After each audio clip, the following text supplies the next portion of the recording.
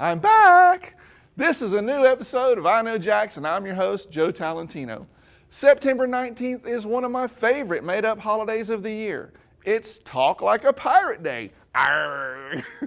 The team at the office would have loved to dress me up with an eye patch, pirate hat, peg leg, and the whole nine. But you know how much I don't like to dress up. I won't dress up in pirate garb, even though I love me some rum.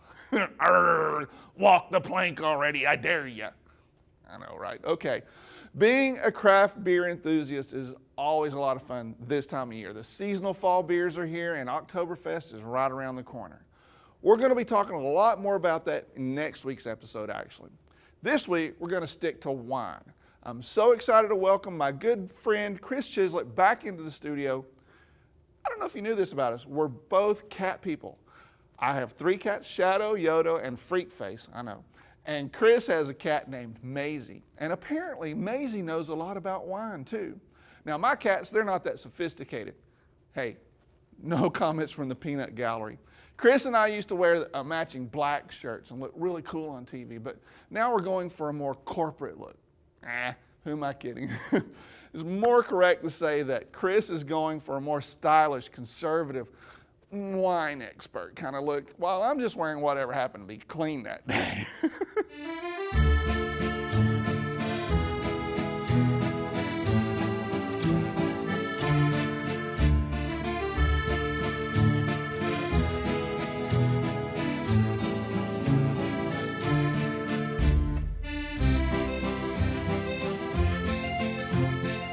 Today I'm with Kris Chislett, the wine guy, and we're going to talk about something freaking awesome. I don't even know what it is. This is actually a surprise question. Yeah. Okay. I know you love these kind of questions. I love that shirt even more, but go on with the silly questions. I know, we'll get on with we're both all new today. How many times can I taste a wine before I'm really being a pain in the butt? So you're talking about in a restaurant? In a restaurant. Like, all right. I tell them I like a red wine. I like my wine fruity, not too dry. Okay. And then they bring me a taste. Okay. I taste it. I don't like it. You don't like it? And then I go, maybe we should try something else. And Right. they bring me another one. And you still don't like it? I don't like it. Okay. And I normally order a beer. So just get with a beer on that one. Yeah. But what should I do in that case? Because I get some bad vibes. Yeah, sometimes. yeah. Well, it's kind of one of those like, is there really a right or wrong answer? No. I mean, by the time you get to the 10th wine, that's probably a little bit too much. Right. I mean, you know what I mean? I know it can be me too, so I get that. But what do I do in that situation? Well, I was going to say, like I was telling you as well, it's like it's so easy to blame whoever was serving you the wine, the waiter, the waitress. So, well, yes, absolutely, yeah. Don't start on service industry with me because I'm a big service industry person, you know. I wonder why they call it the service industry sometimes. Don't even start. We're going to be getting angry letters. Yeah, well. Yeah, so. Don't blame them. I mean, Doug, write in. I want to hear more. Don't. Please, God, don't. And don't bring me into it if you do. It's always a mistake if a waiter, waitress, bartender, whatever, is just going to pour you a wine and just kind of hope, okay, yeah, this is the perfect one, there you go, and then walk away. Right. You know, maybe a little splash or something. Right. So again, you've got to help Is there a way for them to like bracket it? Like, have you ever tried this wine or that wine, and then kind of dial it in? Is there a way to do that? In a perfect world, absolutely. But then you're relying on... I live in a perfect world. But yeah, then you're relying on well-trained waitstaff and bartenders. Oh, we're back to the service So, thing again. you know, it comes back to, if you but have... it's my fault, remember that. Maybe I need to question the type of places that are you at Golden Corral? Is this what it gets down to? Wine? I should have asked that first. Talk about the nasty where letters. were you when you were asking, you know, like, so if you're at any big fancy restaurant with well-trained staff, that they're going to have dealt with a million and one Joe Talentinos, well-trained staff, you know, obviously. So if it's well-trained wait staff, they're going to know how to deal with people like you in that yellow shirt, you know. But other places, you know, they're not really set up to be doing that. It should be a warning to you just when I walk in with this on. I'm saying. Yeah, that's a good point, actually. Yeah, if he walks, just give him a beer, just give him a go straight to the beer. There you go. Really, sir, I don't think you like wine. Right. Just go right to it. Yeah, I wouldn't even give you the wine list. So we didn't really come to a conclusion. No, on we this. didn't. We've kind of gone around in circles. We should talk about my cat again. No, let's Maisie's not. awesome. Let's not talk about Maisie. Let's go back to the. Well, yeah. So I mean, yeah. It's to me. I think once you get into your Okay, your first one you don't like it, your second one you don't like it. How much longer do you want to let this go on? You just want a drink. It got awkward. I mean, it really, like the second one, I was like. And we're talking actual scenario here. We're not talking. I did this more than once too, which is really not cool. Right. And I can accept if it's me. Right. It might be. I think if I had to guess it, I think it was probably 50-50. You know, the bartender, the waitress, whoever, is probably doing a bad job. Was bad. I would say it's like probably half the service member staff's fault and half your fault as well. You know what I expected for them to like ask me a question. Right. Rather than just here, drink this. Yeah, and here's another one because I thought, oh, they must know. Right. And then they didn't. And then at the end, I was like, I just didn't want to make it any more awkward. Yeah. You see, it's different for me because I know instantly, I've probably had the wine before and this kind of thing. But yeah, I understand it. They should be asking. I'm not the wine guy. Yeah, well, exactly. But again, not wearing that shirt, you would never be. But you want to be. So badly. They should be asking more questions, you're right. But you just got to understand some places just aren't set up for that kind of. But yeah, to me, if you get to the third wine and you're not liking it, I personally would just go with a beer. I quit after 2 and I went to a beer. Right. I know what I want when it comes to I would just go with a beer and they're not set up for this. Let's go with a beer. All right, cool. Well, we completely answered that question. Yeah, we did. I brought it round at the end. We knocked it right out of the freaking park.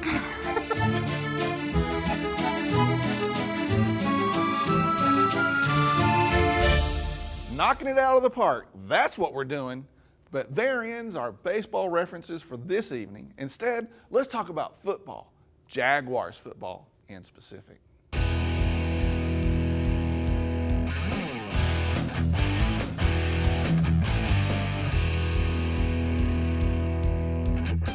Last week, we had a lot of activity on I Know Jax regarding the Jacksonville Jaguars quarterback issue. There's been a lot of talk about it for this whole week. Let's check in with Richard to see what he has to say about the whole thing. Thank you, Joe. I'm Richard Miller with another week of I Know Jags.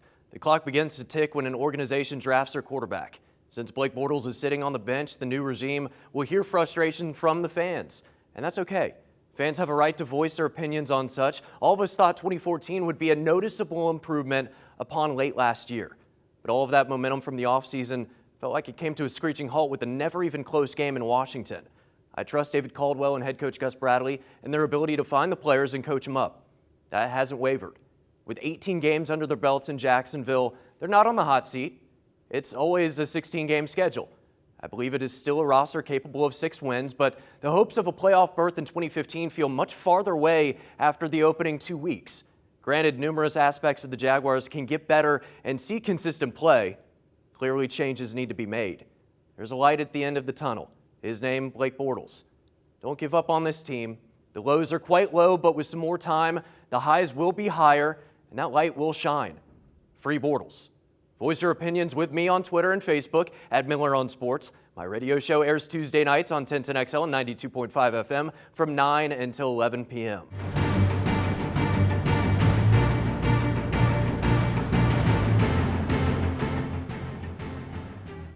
What do you think about the Jacksonville Jaguars this season? Let us know. You can comment directly on our website under the video or post on our Facebook page to let us know what you think.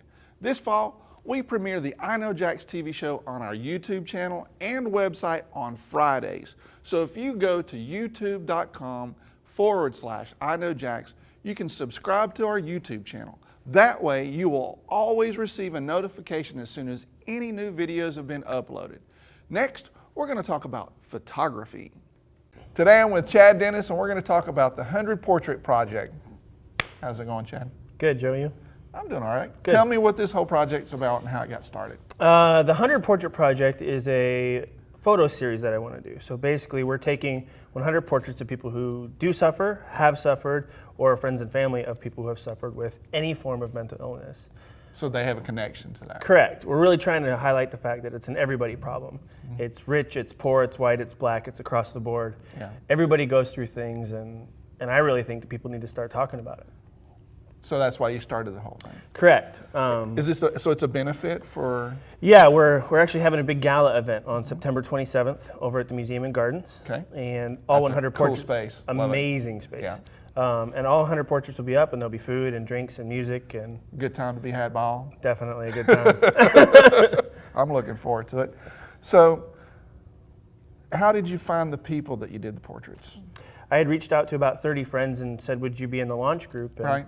20 of them said yes. So that's where it all pretty good started, ratio. and then it just kind of spread out from there. Very So I've cool. had people take the bus from Orange Park all the way across town because they wanted to be a part of this. That's very cool. Yeah. So where do you see this thing going from here? I mean, after the launch Yeah. party?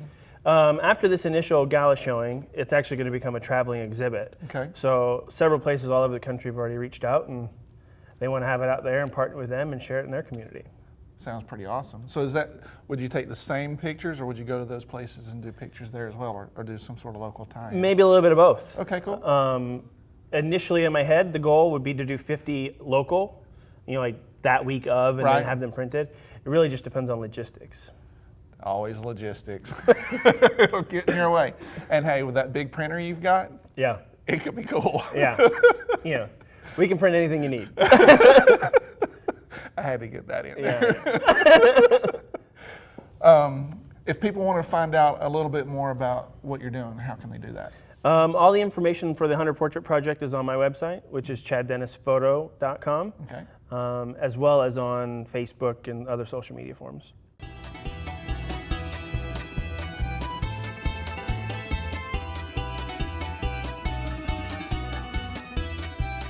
Today I'm at Taverna Yamas, and I've got Abraham Gungor, the chef here, and he's going to teach us how to do authentic Greek food.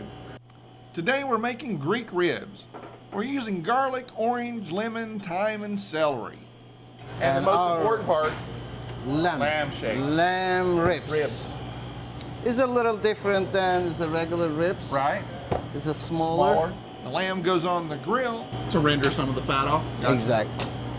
And plus a little of that grill flavor too, right? Exactly. It's got a little bit of charcoal flavors. Nice. Now, I asked him, what does yamas mean? We call yamas means to your health Oh, okay. or cheers. I did. Okay, yamas. I always- Yamas. Yamas. Gotcha. I'm gonna have to do a lot of that. I learned most of them from my grandmother. Grandmothers are the best to learn from when it comes to food, they're right? the best. Yeah. It takes about 5 to 7 minutes to cook. And lamb is a thing that not a lot of people know about here. And I love the taste of lamb, but it's kind of hard to find lamb done right, you know? Exactly. The lamb is usually very famous in Mediterranean. Yeah. The restaurant uses all fresh ingredients, nothing frozen, and it's all traditional Greek food. You make your own We yogurt? make our own yogurt and our own Awesome. Real cheese. Greek yogurt right here Exactly. at Yamas. Yep. Awesome. Show you how they made the yogurt. Now it's very famous. Those are flavors, Yeah. the grilled flavors. That's great. You know, this looks almost like work.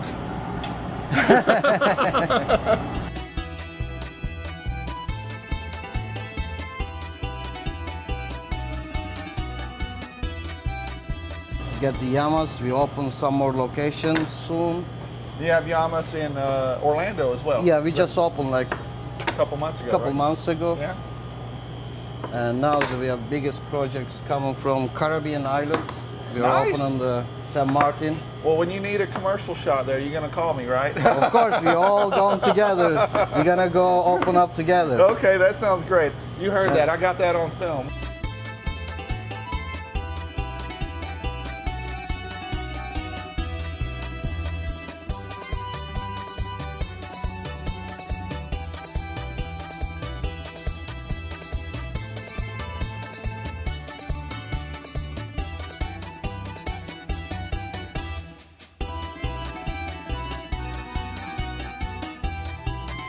The lamb is going into the oven for about 3 hours before it's nice and tender.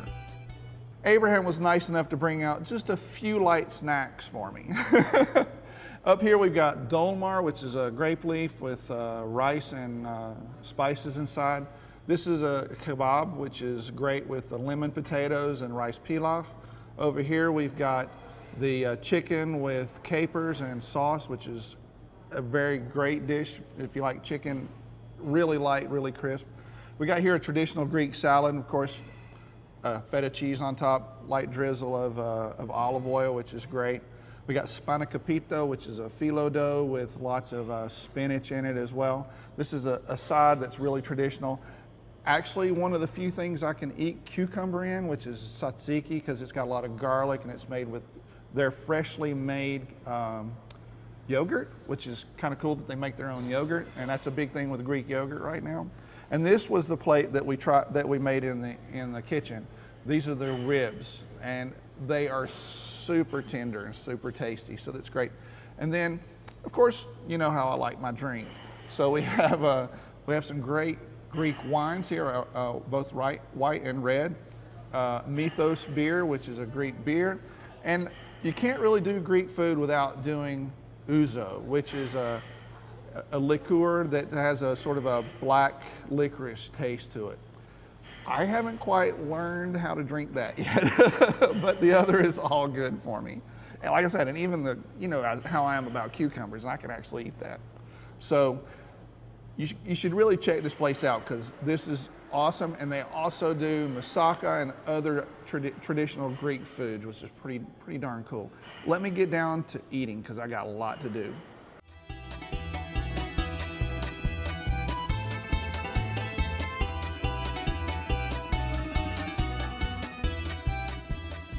That's it for this week's I Know Jax. I'll be back next week with another awesome episode. Until then, I'll see you on the internet.